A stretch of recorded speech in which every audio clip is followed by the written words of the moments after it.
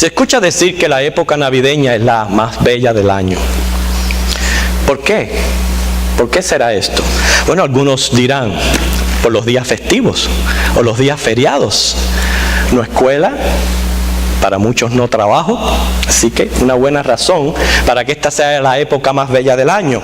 Otros dirán, nos gustan esos banquetes, esos intercambios que se realizan, y que de los regalos, salir de compras, aprovechar todos los especiales.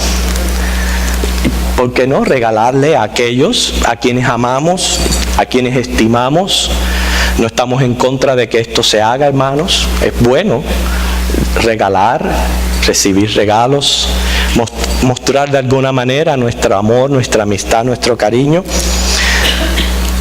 ¿Y a cuántos no les gustan pues ver las calles, las casas decoradas con luces? Realmente es una época bella y hermosa. Pero aquí está la cosa, no todo lo que brilla, como dice el dicho, es oro. Vivimos entre gente, hermanos, verdaderamente frenética, desequilibrada. Eso lo podemos comprobar en estos días pasados. Hermanos, la gente entrándose a golpes en las tiendas por la mercadería. Yo recuerdo cuando en Cuba había que hacer cola y pasar las noches en los portales de las tiendas haciendo cola. Pero de ahí a ver que se entren a golpes y a empujones por adquirir cosas, realmente está mostrando que vivimos en medio de una sociedad totalmente desequilibrada. Por eso, una vez más, al inicio de esta época navideña, queremos hacer un llamado a la cristiandad a hacer precisamente lo que el Señor quiere que hagamos, seamos sal y luz en el mundo. Vamos a ser sal, conservando y preservando el verdadero sentido de lo que se celebra en Navidad, que es a nuestro Señor Jesucristo, y vamos a ser luz, como anunciando este glorioso evangelio, esta gloriosa historia de la Navidad. Es el llamado que el Señor nos hace viviendo en medio de esta sociedad.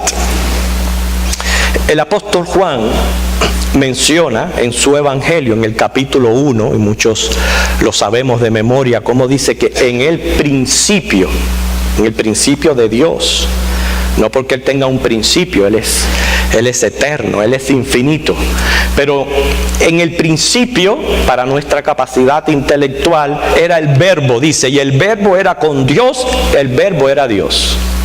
Dice, este era en el principio con Dios, refiriéndose a Jesucristo. Y sigue abundando acerca de la persona de Jesucristo, diciendo, todas las cosas por Él fueron hechas, sin Él nada de lo que ha sido hecho fue hecho. Aún más, algo más profundo y trascendental, dice que en Él estaba la vida, y la vida era la luz de los hombres. Sabemos que se refiere a Jesucristo, dice el versículo 14, que aquel verbo fue hecho carne, habitó entre nosotros, vimos su gloria, gloria como del unigénito del Padre, lleno de gracia y de verdad. Dice el Salmo 33, versículos 6 y 9, que por la palabra del Señor fueron hechos los cielos. Todo el ejército de ellos fue hecho por el soplo de su boca. Porque Él dijo y fue hecho, Él mandó y existió. Por ende, Jesucristo, hermanos, es el creador del universo. En el mismo capítulo 1 de Juan dice que el mundo por Él fue hecho. Cuando hablamos del universo, quizás no nos podemos ni tan siquiera nuestra mente a imaginar cuán vasto es nuestro universo. Y ayudado por el auxiliar bíblico portavoz de Harold L. Wilmington, lo expresa de esta manera: es tan vasto que un rayo de luz que viaja a la velocidad de 700 millones de millas por hora tardaría más de 100,000 años en cruzar de punta a punta nuestra galaxia, la Vía Láctea. Una entre millones de galaxias que existen en el universo conocido. Cuán vasto es nuestro universo. Pero aún más, Son detalles verdaderamente sorprendentes. Usted sabía que si el sol estuviera vacío, cabrían en él 1.300.000 tierras. La estrella Antares, si estuviera vacía, cabrían en ella 64 millones de soles. En la constelación de Hércules hay una estrella que podría contener 100 millones de Antares. Y la Epsilon, que es la estrella más grande conocida, podría recibir en su interior varios millones de estrellas del tamaño de la de Hércules. Cuán vasto es nuestro universo. ¿Por qué yo estoy haciendo este énfasis en estos datos? Porque encuentro que es una verdadera ironía que el creador del universo, el mismo día cuando fue a nacer, no hubo lugar para él. El creador del universo, no hubo lugar para él. Leemos Lucas capítulo 2. Lucas capítulo 2.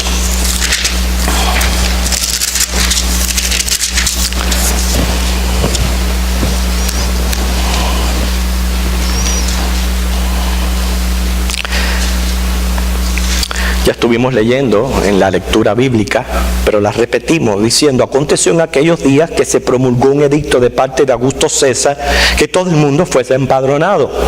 Este primer censo se hizo siendo Cirenio gobernador de Siria. E iban todos para ser empadronados, cada uno a su ciudad. Y José subió de Galilea, de la ciudad de Nazaret a Judea, a la ciudad de David, que se llama Belén, por cuanto era de la casa y familia de David, para ser empadronado con María su mujer, desposada con él, la cual estaba encinta. Aconteció que estando ellos allí, se cumplieron los días de su alumbramiento, y dio a luz a su hijo primogénito, y lo envolvió en pañales, lo acostó en un pesebre, porque no había lugar para ellos en el mesón. Dice, no había lugar para ellos en el mesón. José y María estaban cumpliendo, ¿verdad?, con una orden del César, pero más que todo, ellos cumplían con una profecía de Dios. Una profecía del soberano que dice en Miqueas 5:2: pero tú, Belén Efrata, pequeña para estar entre las familias de Judá, de ti me saldrá el que será Señor en Israel, y sus salidas son desde el principio. ¿Recuerdan? En el principio era el verbo era con Dios y el verbo era Dios. Pero dice el profeta Miqueas, desde los días de la eternidad. Ahí está señalando la coigualdad de Jesucristo, que eres Dios eterno, como dice Isaías 9, del 6 al 7. El Señor, creador del universo, el Dios eterno, hermanos, tuvo que nacer, como sabemos, en un establo y ser acostado en un pesebre. Lo cual, si nos ponemos a pensar, denuncia la concupiscencia hacia lo material que vivimos en nuestros días y que practica nuestra sociedad. Esta sociedad enfocada en las cosas materiales y no le da lugar a Jesucristo, enfocando precisamente vanidades como lo es Santa Claus y los 7 enanitos. No, me equivoqué. No, Santa Claus y los venaditos. Enfocando cosas que verdaderamente no son vanas, olvidando al Señor Jesucristo. No nos debe de extrañar que esta sociedad cambie el enfoque, porque al fin y al cabo el mismo Juan dice que aman más las tinieblas que la luz. Pero lo que sí es desconcertante es conocer bien el propósito de su encarnación, de su nacimiento, y no dar lugar en nuestro corazón por estar lleno de vanidades. Y posiblemente quiero, aunque olviden todo el sermón, recuerden esta que es la verdad central. Nuestro enfoque de este mensaje es que en nuestro corazón haya lugar para Jesucristo. Bueno, usted dirá, ya yo le di mi corazón a Jesucristo, hace mucho tiempo que soy cristiano, soy creyente. No, Jesucristo en Apocalipsis capítulo 3, allí a la Odisea, se para frente a la puerta y toca pidiendo que sea dejar entrado. Cuando hablamos de la capacidad de un corazón, no estamos hablando de espacios, sino aquellas cosas que amamos primordialmente, porque en el corazón se alojan los sentimientos y las emociones. ¿Qué es lo que nosotros amamos primordialmente? ¿Qué es lo que nos hace enfocarnos en eso? ¿Acaso es como dice Mateo, que debemos primariamente amar a nuestro Señor con toda la fuerza de nuestro ser, luego al prójimo como a uno mismo? ¿Acaso verdaderamente el Señor está ocupando ese lugar? Por eso que todos necesitamos limpiar y hacer lugar para Cristo. Que no suceda como sucedió allí en Belén. No hubo lugar para Él en el mesón. No hay lugar para Él en esta sociedad. Pero en nuestros corazones habrá lugar. Quiero decirles que precisamente Jesucristo, el creador del universo, según Filipenses capítulo 2, versículos 5 al 11, Él dice que Él no estimó el ser igual a Dios como cosa a que aferrarse, sino que se humilló a sí mismo para tomar forma de siervo y ser obediente hasta la muerte y muerte de cruz. Sí, ese creador del universo dejó su gloria. Vino aquí, ¿para qué? Precisamente para morir por nuestros pecados. Por eso es que el anuncio de Navidad es un anuncio glorioso. Lucas capítulo 2, ustedes ya están ahí ubicados, los versículos 10 al 14, tenemos el anuncio angelical. Pero el ángel les dijo: no temáis, porque aquí os doy nuevas de gran gozo que será para todo el pueblo. Que os ha nacido hoy en la ciudad de David un Salvador, que es Cristo el Señor. Esto servirá de señal: hallaréis al niño envuelto en pañales, acostado en un pesebre. Y repentinamente apareció con el ángel una multitud de las huestes celestiales que alababan a Dios y decían: gloria a Dios en las alturas, en la tierra paz, buena voluntad para con los hombres. Estamos acostumbrados a escuchar malas noticias. Sin embargo, estas noticias que compartieron los ángeles son buenas, porque son de gran gozo. ¿Y cuál es la noticia? Os ha nacido un Salvador. Jesucristo venía para salvarnos del pecado, para ser nuestro Salvador. Hermanos, un Salvador es indicativo de alguien que nos está librando de un grave peligro. Y el peligro al que se refiere aquí es el peligro de la muerte eterna. O sea, la separación de Dios en el infierno por nuestros pecados. Pero aquel niño vino con la misión de nacer, crecer, hacerse un hombre, pero luego servir de sustituto allí en la cruz del Calvario. Él sufrió una muerte trágica, precisamente para librarnos de la tragedia de morir eternamente en el infierno. Sin embargo, no todos le recibieron. Lo dice el mismo Juan. Juan capítulo 1, versículos 10 al 11. Dice: en el mundo estaba, el mundo por él fue hecho, pero el mundo no le conoció. A los suyos vino, y los suyos no les recibieron.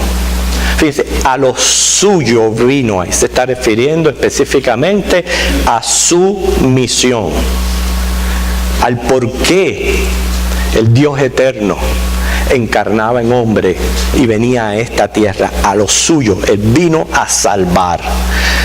Claramente en el capítulo 3 dice el Señor, es que Él no vino a condenar.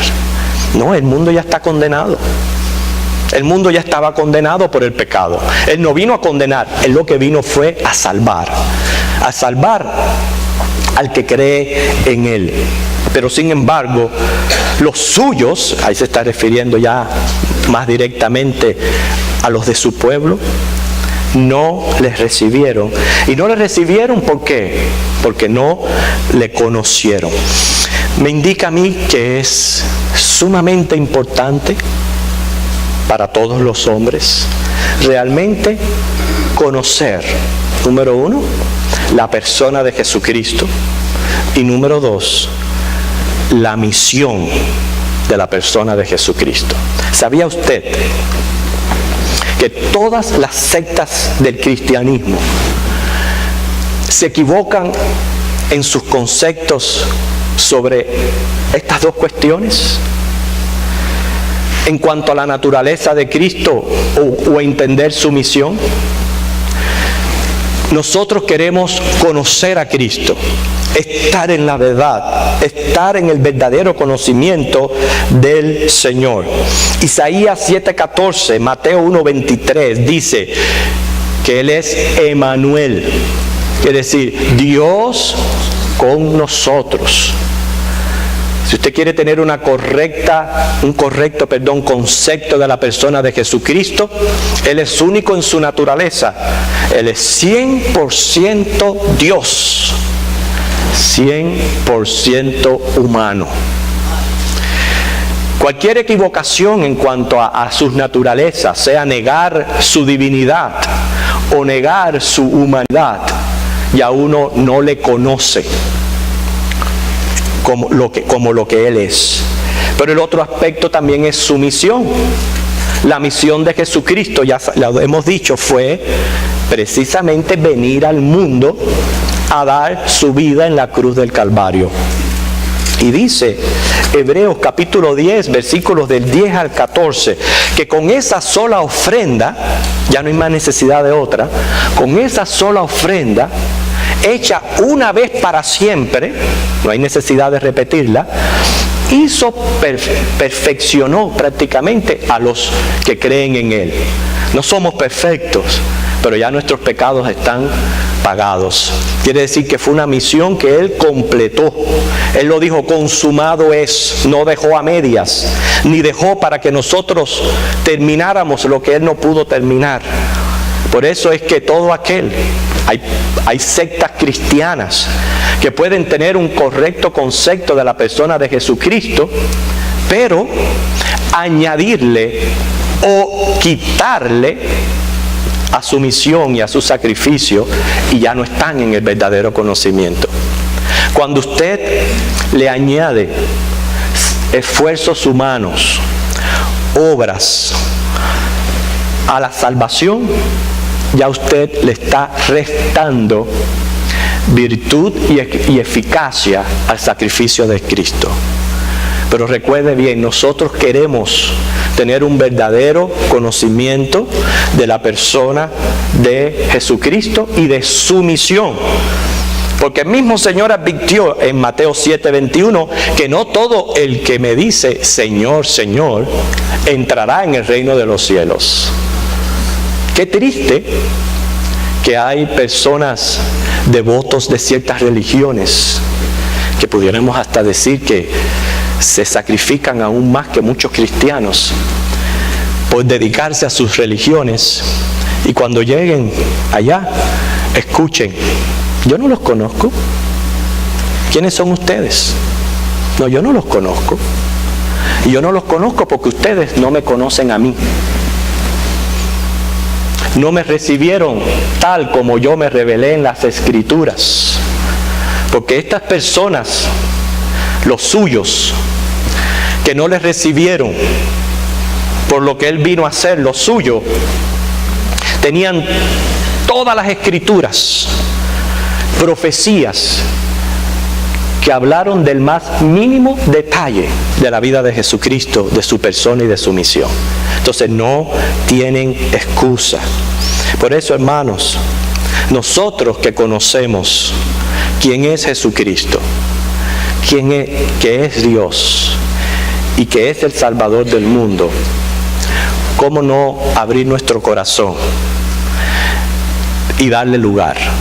Primeramente, no solamente es recibirle como Señor y Salvador. Ojalá que todos aquí ya hayamos hecho eso, que estemos en calidad de verdaderos creyentes, porque les digo, es lo que nos va a salvar, la fe en el Evangelio, no otra cosa.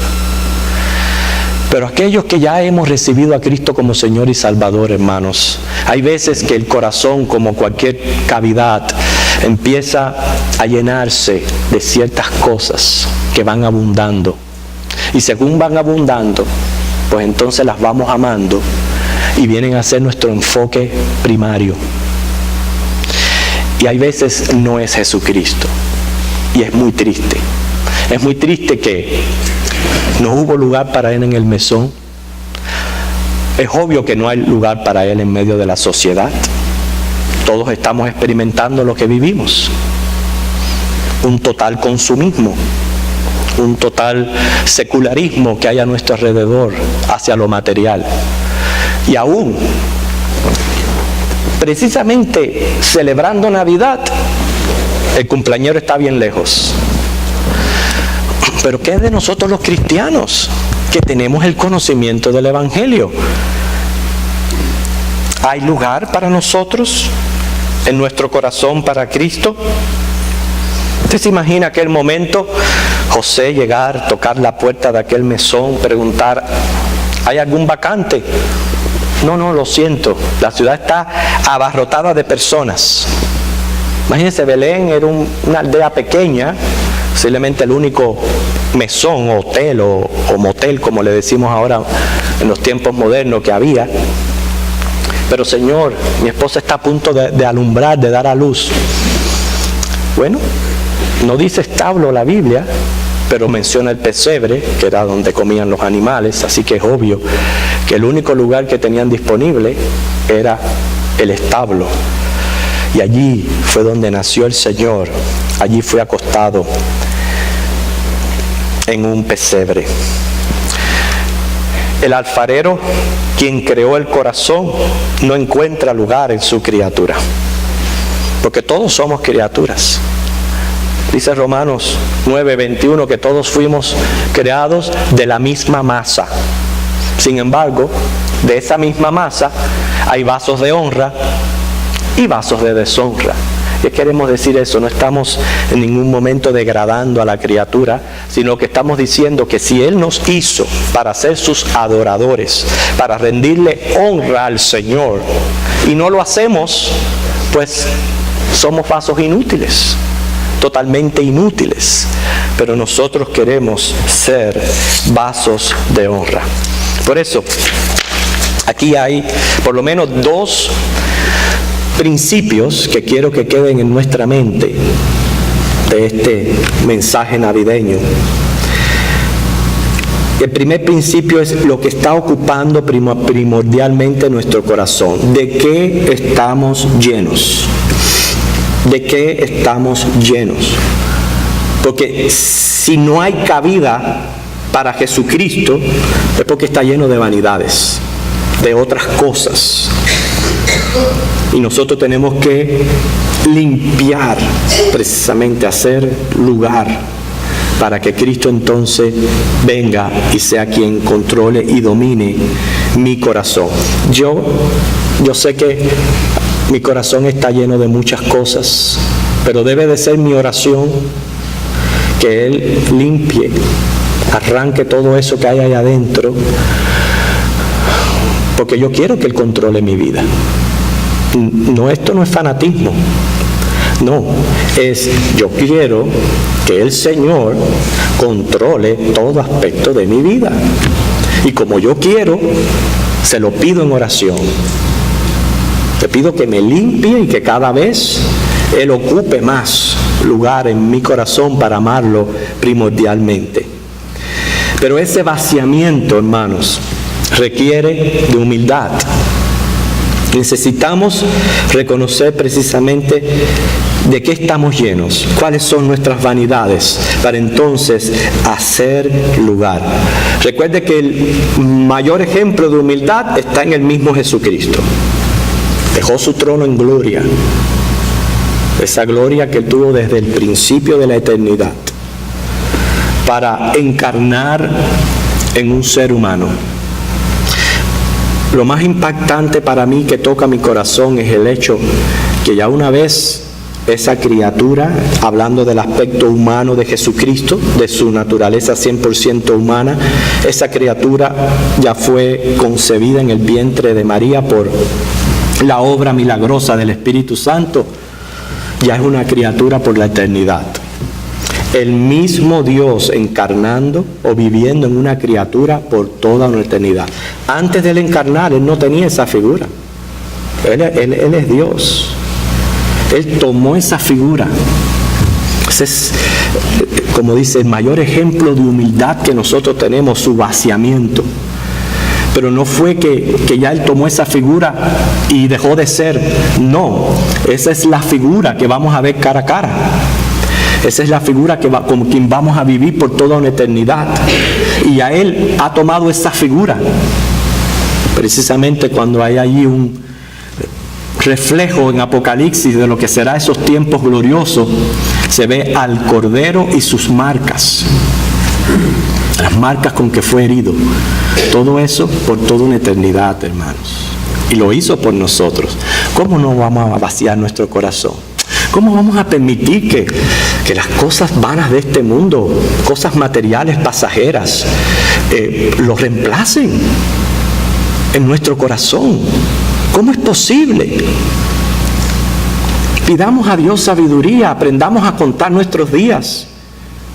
En estos días, no recuerdo el nombre ahora, pero anunciaron la muerte de este famoso artista, 40 años, joven, apuesto, quizás lleno de vitalidad y de fuerza física, toda una carrera artística por delante, 40 años y murió en un accidente. O sea, ¿de qué valen las cosas por las cuales nos afanamos si nos están robando la bendición de que Cristo realmente ocupe ese lugar en nuestro corazón? Pero para eso hay que humillarse. Porque dice Isaías 57:15, así dijo el alto y sublime, el que habita la eternidad, cuyo nombre es el Santo. Yo habito en la altura y la santidad, con el quebrantado de espíritu, para hacer vivir el espíritu de los humildes y para vivificar el corazón de los quebrantados.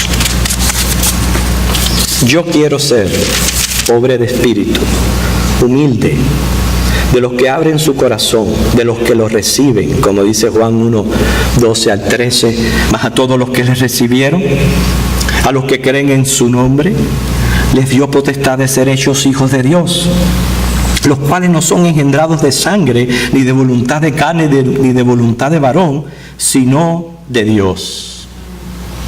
Pero piense, hay veces nos es fácil juzgar la sociedad. Lo estoy haciendo en mi mensaje. Es muy fácil juzgar la sociedad, pero recuerde que ellos actúan según naturaleza. Y su naturaleza es impía.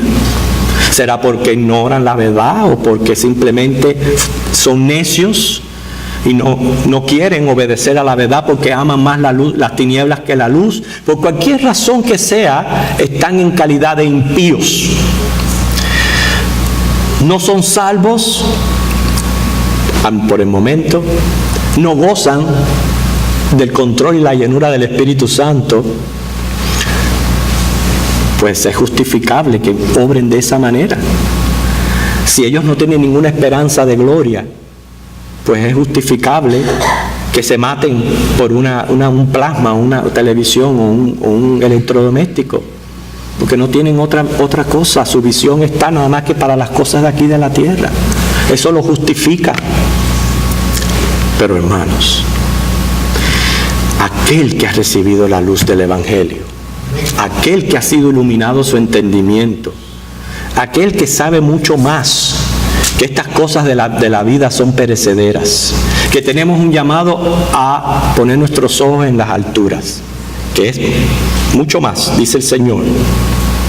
Cuando los discípulos se llenaron de temor en sus corazones porque Él les había anunciado ya que Él iba a morir en la cruz, Él les dijo, no teman, yo voy a preparar lugar para vosotros, para que donde yo estoy, ahí van a estar ustedes conmigo.